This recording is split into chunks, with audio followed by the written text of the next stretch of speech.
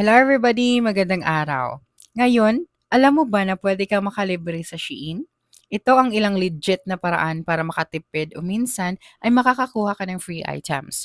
Una ay gamitin ang welcome coupons at discounts so kapag bagong user ka, malaki agad ang bawas kaya parang libre na ang ibang items. Okay, so katulad nitong 10% off, 15%, 20%. Pangalawa naman, subukan ang Shein Free Trial Center.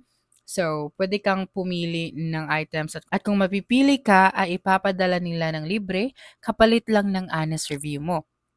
So, kailangan mo lang pumunta sa iyong profile at pumunta ka sa iyong Shein Free Trial Center.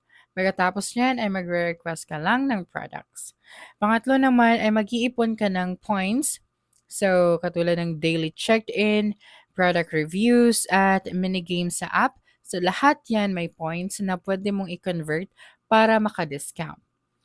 At pang-apat naman, pwede kang sumali sa referral program at giveaways. So, mas marami kang invites at entries, mas malaki ang chance na makalibre ka sa Shein. So, kung gusto mong makalibre sa Shein, pwede mong itry ang lahat ng tips na yon. Okay, so that's it for this video. If you think this video helped you solve your concern, please subscribe, like this video, and leave your comment below. Bye.